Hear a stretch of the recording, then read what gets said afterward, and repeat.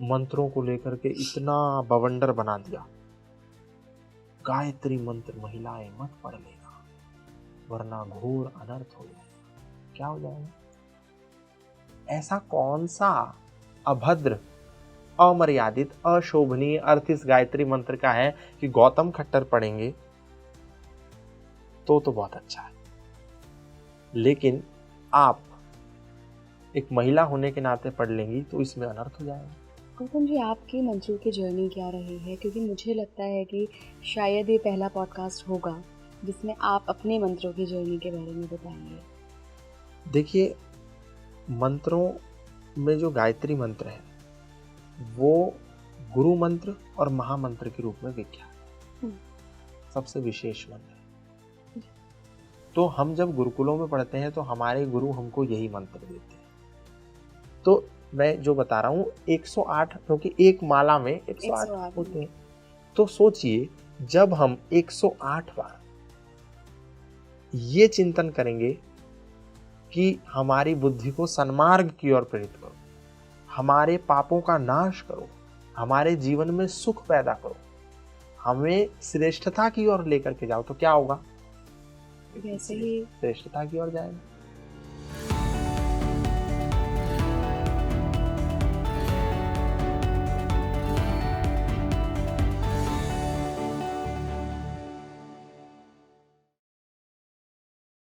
नमस्कार भारत, आप देख रहे हैं स्पीकिंग ट्री। मैं हूं आपके साथ इला गोस्वामी।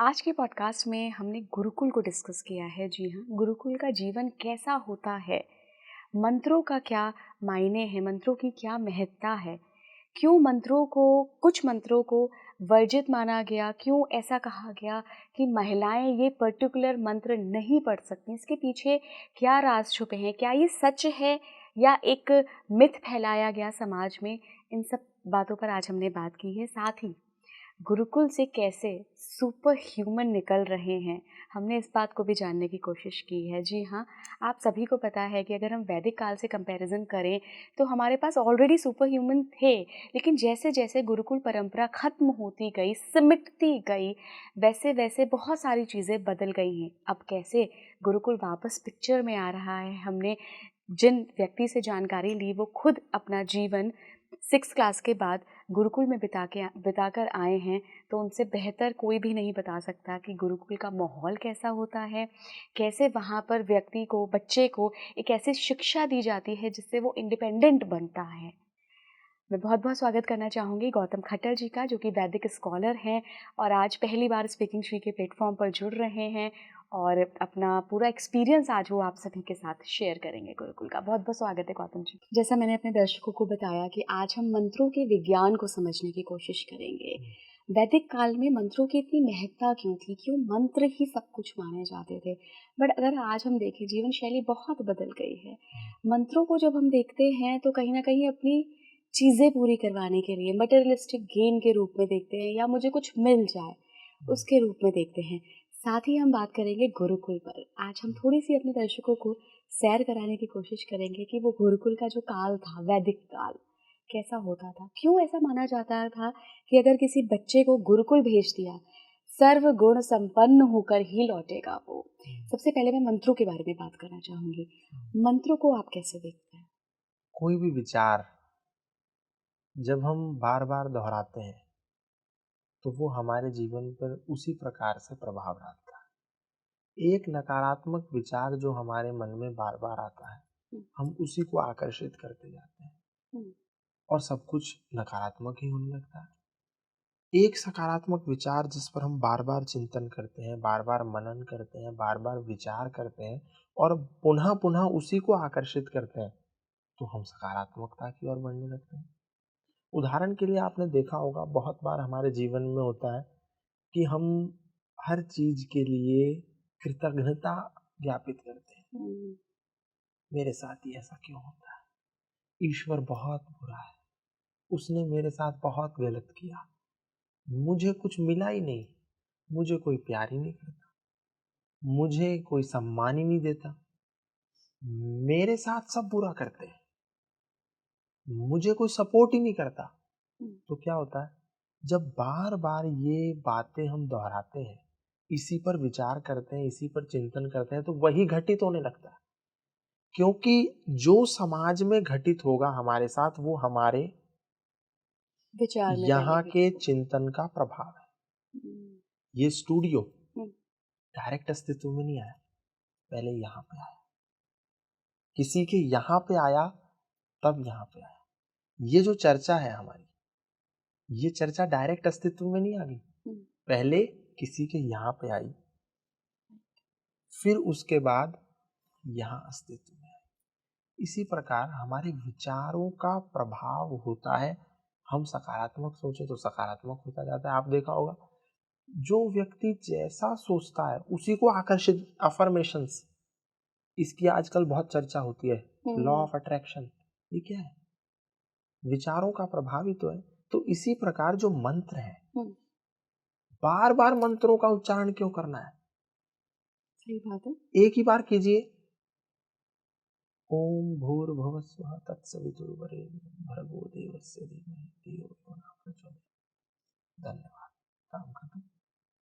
लेकिन क्यों हम 108 बार इसको कह रहे हैं? कोई तो कारण है।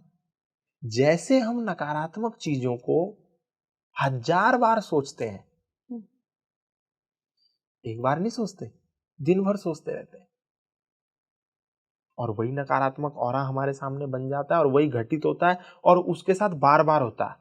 और एक व्यक्ति है, कुछ गलत भी हो गया ना, उसको पॉजिटिव पॉजिटिव वे मिलेगा। तो सब चीजें शांत रहती है। इसी प्रकार मंत्रों का प्रभाव है। अब इस मंत्र का अर्थ क्या है? सीधा सा अर्थ है, हम उस प्राण स्वरूप, दुख नाशक, सुख स्वरूप, श्रेष्ठ, तेजस्वी, पाप नाशक, देव स्वरूप परमात्मा को अपनी अंतरात्मा में धारण करें। वह परमात्मा हमारी बुद्धि को सन्मार्ग की ओर प्रेरित करे। कितना अच्छा अर्थ है। किसका है ये अर्थ? गायत्री गायत्री मंत्र मंत्र का। का। कि हम उस प्राण स्वरूप, दुख का नाश करने वाले, सुख का स्वरूप, सुख देने वाले, श्रेष्ठ, तेजस्वी, पापों का नाश करने वाले, देवों के स्वरूप परमात्मा को अपनी अंतरात्मा में धारण करें। वह परमात्मा हमारी बुद्धि को, इसको सन्मार्ग की ओर प्रेरित करे। तो जो व्यक्ति 108 बार, उदाहरण के लिए ऐसा कोई नंबर फिक्स नहीं है कि 108 बार करेंगे तो तुम्हारा कर्जा उतर जाएगा, 108 बार करेंगे तो विवाह नहीं होता तो विवाह हो जाएगा। ये सब प्रपंच बना दिए। हम्म, हर चीज के पीछे लालच जोड़ दिया। माँ मुरादे पूरी कर दे, पेड़ा बांटूंगी। मतलब एक पेड़े में लाखों रुपए की मुरादें आदमी लेकर के बैठ जाता। तो मैं जो बता रहा हूं 108, क्योंकि एक माला में 108 108 होते मंत्र। हैं। तो सोचिए, जब हम 108 बार ये चिंतन करेंगे कि हमारी बुद्धि को सन्मार्ग की ओर प्रेरित करो, हमारे पापों का नाश करो, हमारे जीवन में सुख पैदा करो, हमें श्रेष्ठता की ओर लेकर के जाओ, तो क्या होगा? वैसे ही। श्रेष्ठता की ओर जाएगा। लेकिन आज सुबह से लेकर के शाम तक हमारे मन में 1000 प्रकार के नकारात्मक विचार आते हैं। जरा सा कुछ नहीं होता, हम नकारात्मकता से भर जाते हैं, और फिर वही आकर्षित होने लगता है। तो ये जो मंत्र है ना, इसका ये सीधा, और हर मंत्र का ऐसा ही पॉजिटिव अर्थ है, लेकिन मंत्रों को लेकर के इतना बवंडर बना दिया। गायत्री मंत्र महिलाएं मत पढ़ लेना, वरना घोर अनर्थ हो जाएगा। क्या हो जाएगा? ऐसा कौन सा अभद्र, अमर्यादित, अशोभनीय अर्थ इस गायत्री मंत्र का है कि गौतम खट्टर पढ़ेंगे तो बहुत अच्छा है, लेकिन आप एक महिला होने के नाते पढ़ लेंगी तो इसमें अनर्थ हो जाएगा। ज्ञान की कमी है मुझे लगता है गौतम जी। सिंपल सा अर्थ है ना इसका, कि may almighty illuminate our intellect towards the righteous path, सही रास्ते पर लेकर जाओ। मुझे ही जाना है, आपको नहीं जाना।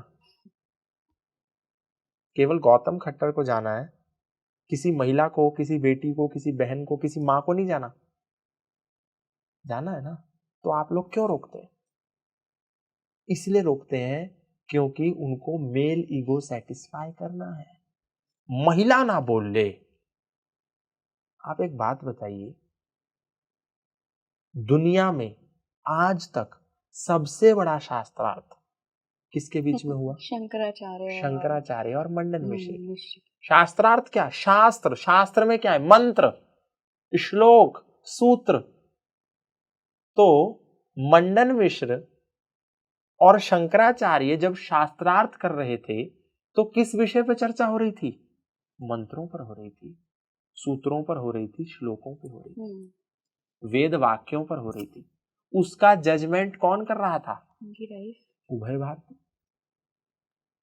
एक यूपीएससी में प्रवेश लेने वाला, प्रथम द्वितीय तृतीय चरण की परीक्षाओं को उत्तीर्ण करने वाला नौजवान, उसका इंटरव्यू कौन लेता है?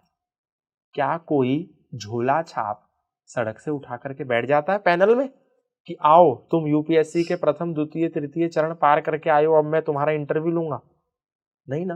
कौन लेगा? जो उनसे अधिक योग्यता रखता होगा, और अधिक भी नहीं तो उसके लेवल की, उसके समकक्ष योग्यता रखता होगा।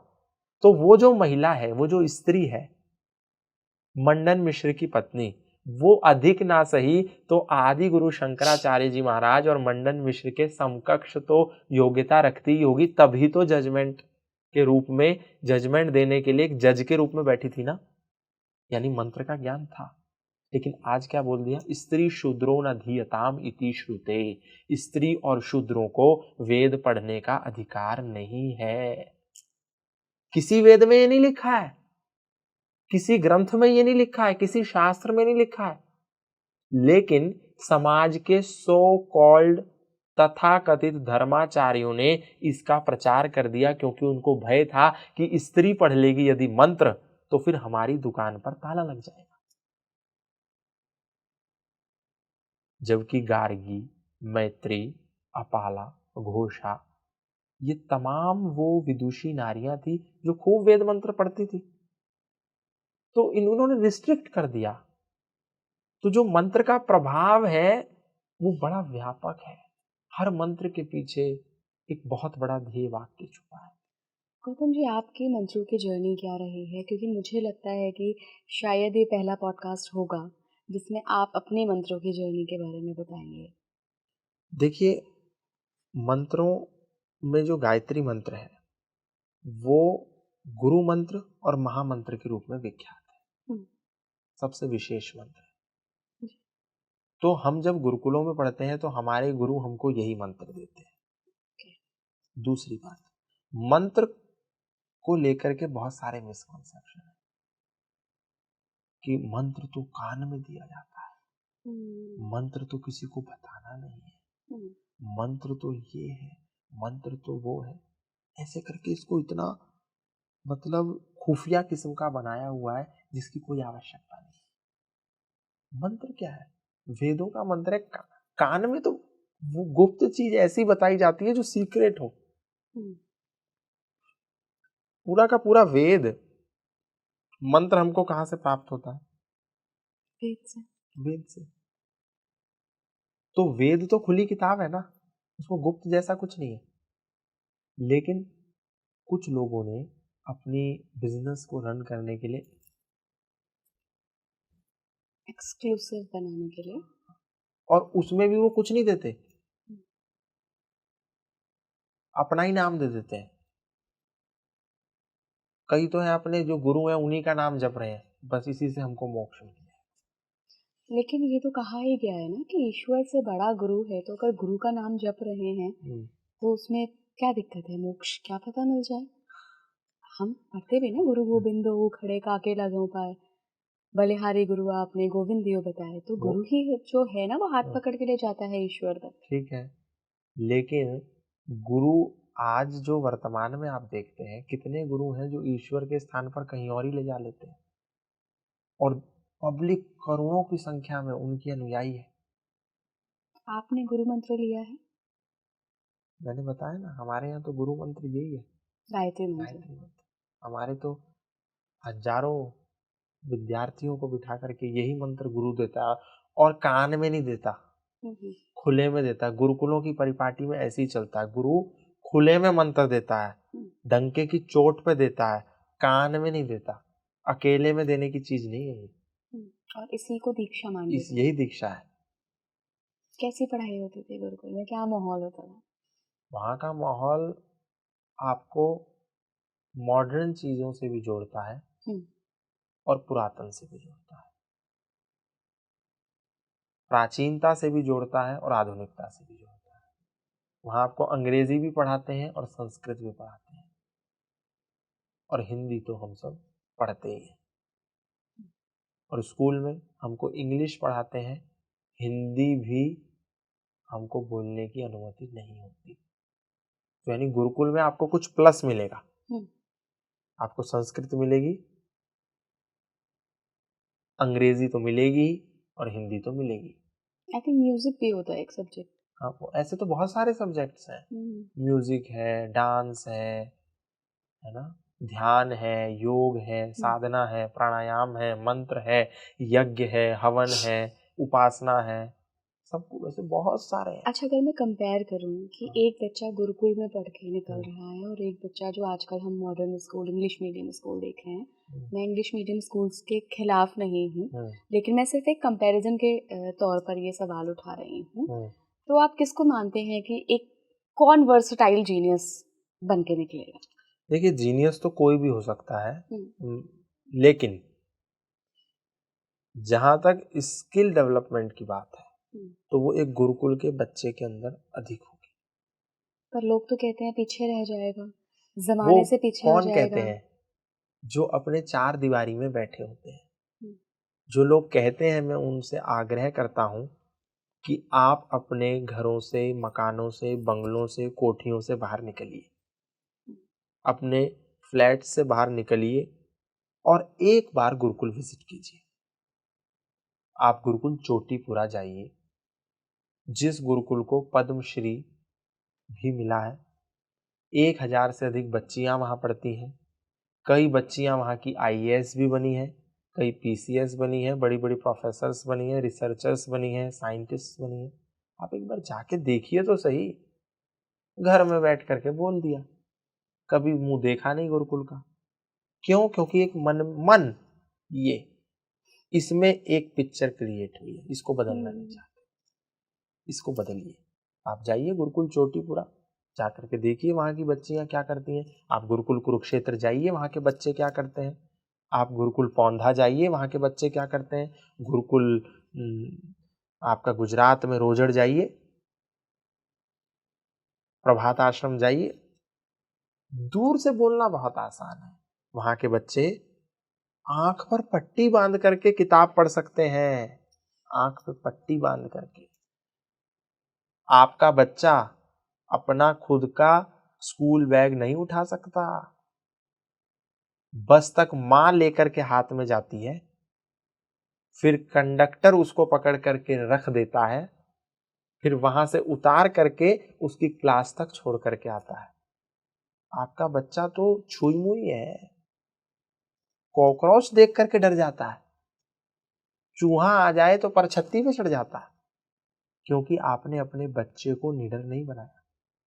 और वहां के बच्चे तलवार चलाते हैं, बंदूक चलाते हैं, और केवल चलाते ही नहीं, अंतरराष्ट्रीय स्तर पर जीत करके आते हैं। वहां का माइंडसेट कैसे बनाए गौतम जी? किसने बनाया ये माइंडसेट?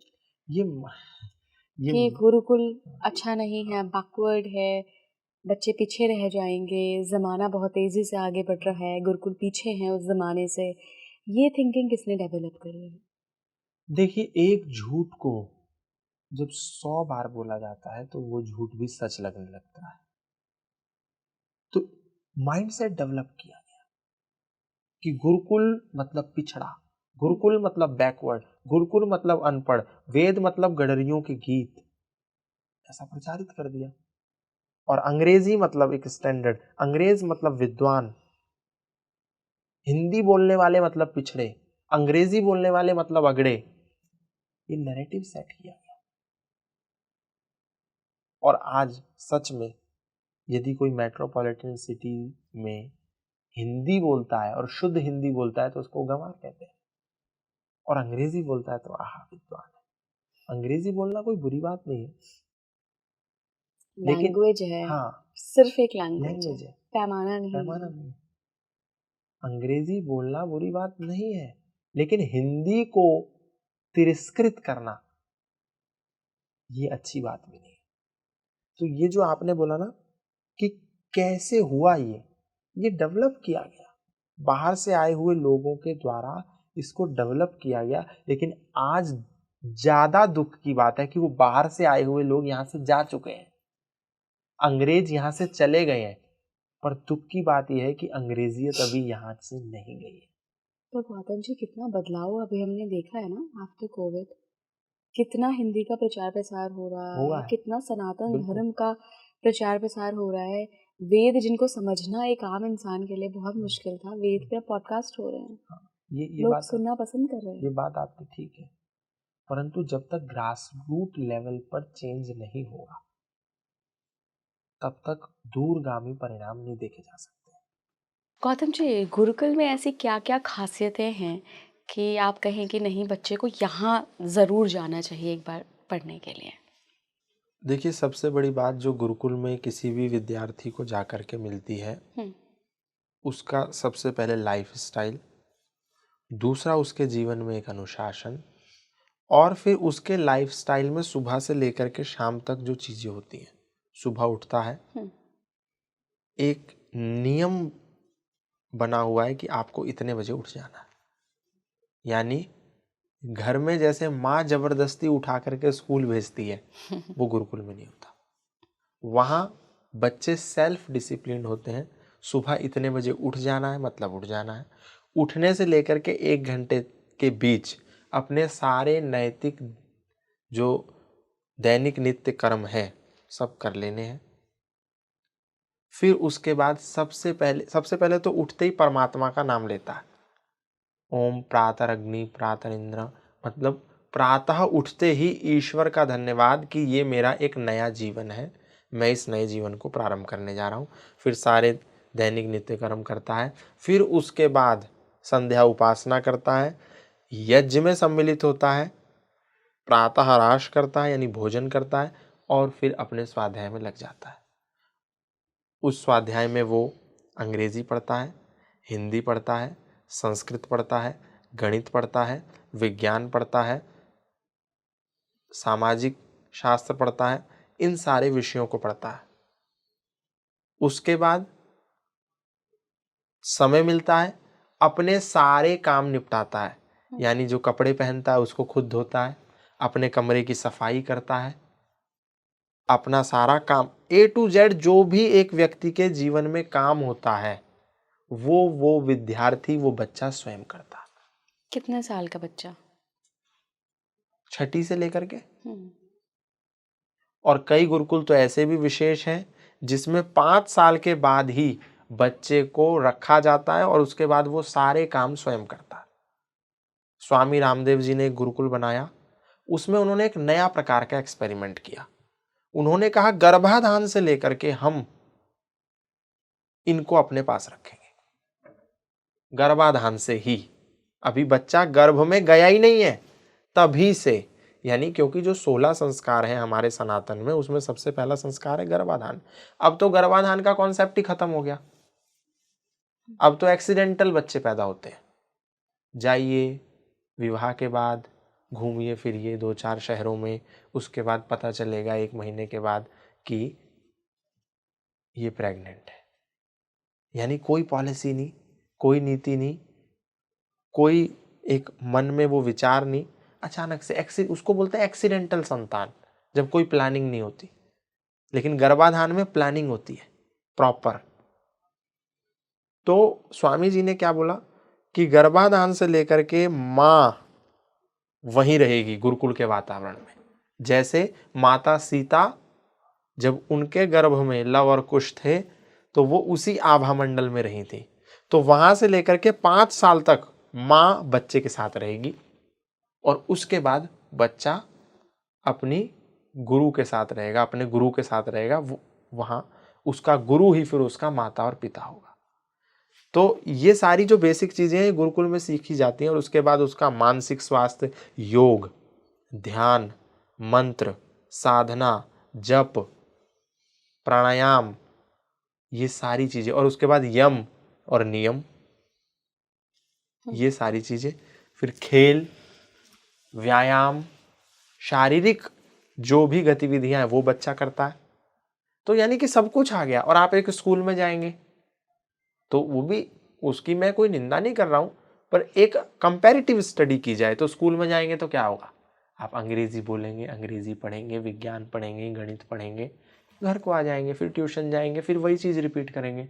ना आपको योग का पता होगा, ना आपको ध्यान का पता होगा, ना आपको मंत्र का पता होगा, ना आपको यज्ञ का पता होगा, ना आपको भगवत गीता का पता होगा, ना आपको इंडिपेंडेंट कैसे रहना है जीवन में वो पता होगा, ना आपको अपने कपड़े धोने आते होंगे, ना खाना बनाना आता होगा। लेकिन यहाँ गुरुकुल में बच्चे खाना भी बनाते हैं। एक क्लास की ड्यूटी लग जाती है कि भाई आज 5th स्टैंडर्ड ये खाना बनाएंगे पूरे गुरुकुल के लिए, आज 6ठी कक्षा बनाएगी, आज 7वीं बनाएगी, 8वीं बनाएगी। वो सारे बच्चे भोजन बनाना भी जानते हैं।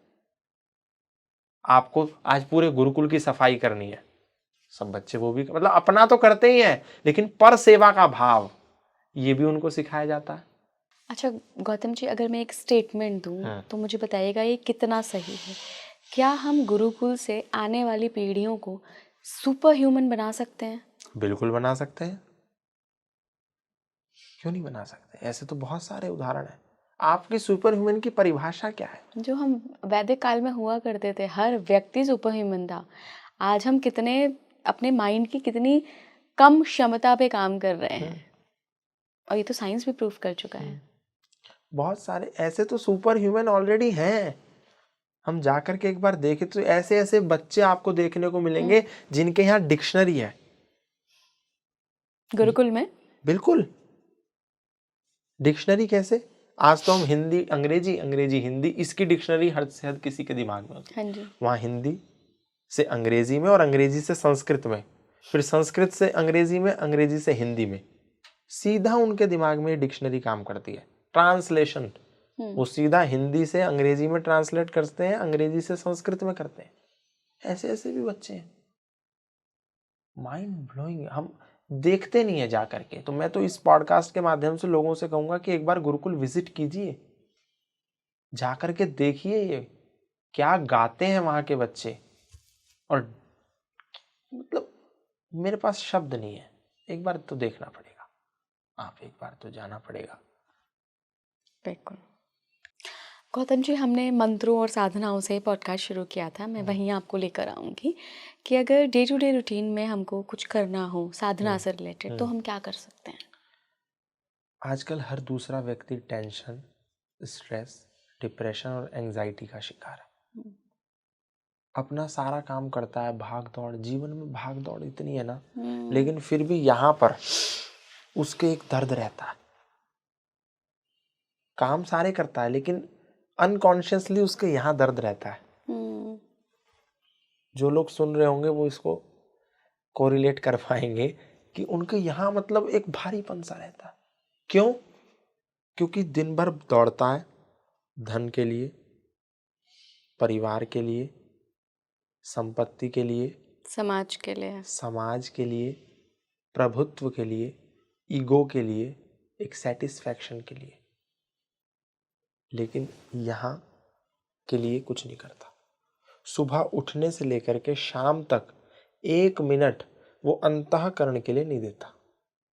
शरीर को सजाता है, समाज के लिए आभा मंडल को सजाता है, अपने डेकोरम को सजाता है, अपने घर को सजाता है, अपने परिवार को मेकअप करता है, अपने शरीर का मेकअप करता है, लेकिन यहाँ का मेकअप नहीं करता, आत्मा का ब्यूटिफिकेशन नहीं करता। इसीलिए वो स्ट्रेस में रहता है। कुछ मत कीजिए, दिन में 24 घंटे में से 30 मिनट तो अपने लिए निकालिए ना। ये 24 घंटे क्या दुनिया के लिए ही है? और इंसान ठीक से सो भी नहीं पाता है। जितनी देर सोता है कोई नोटिफिकेशन आ जाए मोबाइल में, तुरंत आंख खुल जाती है, किसी का फोन आ जाए गर्लफ्रेंड का, तुरंत किसी मित्र का फोन आ जाए तुरंत घबरा जाता है, कोई काम आ जाए, मतलब उसके सोते समय भी वो सो नहीं रहा है। अभाव प्रत्यालंबना वृत्ति निद्रा, निद्रा उसे कहते हैं जब अभाव के प्रति आलंबन हो जाता है। लेकिन नींद में भी अभाव नहीं है, उसमें भी दिमाग में चल रहा है, मुझे वहां जाना था, ये करना था, अरे उससे पेमेंट लेनी थी, अभी ये रह गया, वो रह गया, तो नींद भी ठीक से नहीं हो पाती। तो कुछ मत करे, 30 मिनट आंख बंद करके बैठ जाए और आंख बंद करके केवल सांसों पर ध्यान दे। सांस आ रही है, सांस जा रही है, सांस आ रही है, सांस जा रही है। और ये जो सांसें हैं ये जीवन का आधार है। सांस ही नहीं होगी ना तो ये पैसा, ये घर, ये गाड़ी, ये बंगला, ये ऐश्वर्य सब जीरो है। अंतिम समय पर जब व्यक्ति होता है ना, जीवन में जितना कुछ अचीव किया हो वो सब कुछ दे करके भी 5 मिनट की सांस नहीं खरीद सकता। तो ये सांस हमारा आधार है। तो 5 मिनट, 10 मिनट, 30 मिनट बैठ करके इन सांसों को आ रही हैं और जा रही हैं इनको देखिए और देख करके ग्रेटिट्यूड प्रस्तुत कीजिए ईश्वर का कि हे परमपिता परमात्मा, ये अमूल्य सांसें आपने मुझे दी हैं, इस पे तो मैं कभी चिंतन ही नहीं करता, मुझे ये नहीं दिया, वो नहीं दिया, अरे ऐसा नहीं किया। तुझे पैर दिए हैं ना, हजारों वो हैं जिन जो बिना पैर के हैं। देखो तो सही, आदमी भगवान ने अगर नंगा करके सड़क पर भी खड़ा कर दिया ना तो आपको करोड़ों रुपए का सामान दिया है। एक दांत यदि निकल जाता है और इम्प्लांट कराने जाओ तो कम से कम 50 से 75 हजार रुपए का एक इम्प्लांट लगता है। यानी 32 दांत कितने के हो गए, वो भी नकली, लाखों रुपए के। एक किडनी खराब हो जाए, दोनों किडनी फेल हो जाए तो नकली किडनी करोड़ों रुपए की लगती है। नकली करोड़ों की है तो असली कितने की होगी। एक हार्ट गड़बड़ हो जाए और नकली लगाना पड़े, और हार्ट भी छोड़ो, हार्ट के पाइप में ब्लॉक हो जाए तो एक स्टंट डालने में लाखों रुपए का, करोड़ों का खर्चा आ जाता है। हमारे लिए ये वैल्यूएबल नहीं है। हमें तो मर्सिडीज चाहिए, परमात्मा ने तूने नहीं दी, अरे मर्सिडीज से बढ़िया चीज दे दी, अब बना ले अपना, क्यों टेंशन लेता है। कोई जीवन में समस्या है तो एड़ी से चोटी का जोर लगाओ और समाधान करो, और एड़ी से चोटी का जोर लगा दिया और समाधान नहीं हो रहा तो फिर तो होना ही नहीं है, फिर टेंशन क्यों लेनी है। और इच्छाओं की कोई अंत नहीं है ना। हाँ, आप आज मर्सिडीज ले लोगे, हाँ, कल बोलोगे यार BMW का टॉप मॉडल चाहिए, और लेना भी कोई बुरी बात नहीं है, पर संतुष्टि कहीं तो किस लेवल पे हाँ, आके तो होंगे ना। तो जो दिया है पहले उसके लिए ग्रेटिट्यूड दो तो और देगा। तो 30 मिनट बैठ करके उस ईश्वर का चिंतन करो और ओम का उच्चारण करो। एक बार करके बता दूं? हाँ बिल्कुल। लंबा गहरा श्वास लीजिए। हर व्यक्ति को जीवन में करना चाहिए, हर व्यक्ति को जीवन में ये शांति देगा। ये डिप्रेशन जो हो रहा है ना, मन की जो उथल पुथल है, सिर का जो दर्द है, 5 मिनट में ठीक हो जाएगा। आप लंबा गहरा श्वास लो, कमर गर्दन सीधी करो, परमपिता परमात्मा को पूर्ण रूप से समर्पित कर दो और उस ईश्वर का एक मुख्य नाम है ओम। हर मंत्र के पूर्व हम ओम बोलते हैं, ओम विश्वानि देव, ओम भूर्भुवस्वा, ओम त्रयंबकम यजामहे। तो ओम उस ईश्वर का मुख्य नाम है। आप लंबा गहरा श्वास लो और ओम का उच्चारण करो। ओम।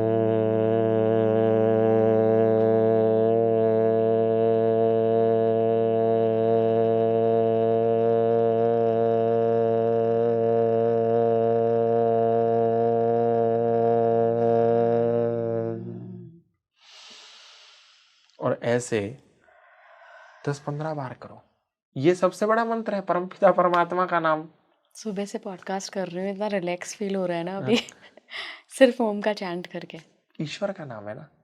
हम अपनी पत्नी का नाम लेते हैं, गर्लफ्रेंड का नाम लेते हैं, दिन भर लेते हैं, 1000 बार फोन कर देते हैं बॉयफ्रेंड को, गर्लफ्रेंड को, पत्नी को, इसको उसको, दोस्त को, यारों को। ईश्वर जिसने बनाया, सब कुछ दिया, उसका नाम ही नहीं लेते। और लेते भी हैं तो कैसे लेते हैं? जय हनुमान ज्ञान गुण सागर जय ऐसी तो लेते हैं। आप घर में 8 बजे चले जाओ किसी के भी, सबके यहाँ खाना पूर्ति चलती है, बस ये कर लिया तो फिर सुबह से शाम तक काम बढ़िया हो जाएगा। लेकिन कर रहे हो तो एक एक शब्द पर चिंतन करके करो, चाहे एक पन्ना पढ़ो। तो ये व्यक्ति को जीवन में करना है। सांसों का आदान प्रदान जो है उस पर फोकस करे। बैठ जाए, कुछ भी नहीं कर सकता ना तो आंख मूंद करके बैठे, क्योंकि दिन भर ये आंखें बाहर की ऊर्जा को लेती रहती हैं, भीतर ऊर्जा का संचय नहीं करती।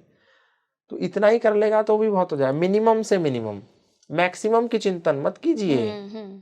आदमी मैक्सिमम पे सोचता है, अरे ऐसा कर सकता हूँ क्या, ऐसा कैसे होगा, वैसा कैसे। मिनिमम, कम से कम क्या कर सकता हूँ, इतना कर सकता हूँ, करो। यही है। बहुत बहुत धन्यवाद गौतम जी जुड़ने के लिए। और आज तो हमने गुरुकुल की जो जानकारी मिली है वो काफ़ी, मतलब मुझे लगता है शायद गुरुकुल पे लोग बात करना नहीं चाहते हैं क्योंकि उनके पास वो राइट कैंडिडेट नहीं है। बट आपका अपना जीवन गुरुकुल के साथ बीता है, तो आप बिल्कुल सही व्यक्ति थे गुरुकुल के बारे में जानकारी देने के लिए। बहुत बहुत धन्यवाद। आखिर में मैं आपसे यही कहूँगी कि जो आपके पास परंपरा है, जो हमारा सनातन कल्चर है, उसको सहेज के रखिए और गौरवान्वित भी फील करिए। हमेशा गौरव के साथ कहिए कि आप सनातन को बिलोंग करते हैं या आप उस गुरुकुल परंपरा को बिलोंग करते हैं जो एक समय में पूरे भारत में फैली थी। धीरे धीरे करके ये परंपरा डेफिनेटली आगे जा रही है और इसके हमें अच्छे परिणाम भी दिख रहे हैं। और गौतम जी ने जैसा बताया भी कि सुपर ह्यूमन हमेशा से भारत में थे। ऐसे बहुत सारे बच्चे आज भी हैं जो गुरुकुल के हैं और सुपर ह्यूमन है, उनका ब्रेन इंटेलिजेंस इतना नेक्स्ट लेवल है। डेफिनेटली गुरुकुल में वो पावर है। मैं भी यही कहूँगी कि सुपर ह्यूमन आगे भी वो क्रिएट कर सकें। जुड़े रहिए स्पीकिंग ट्री के साथ। नमस्कार।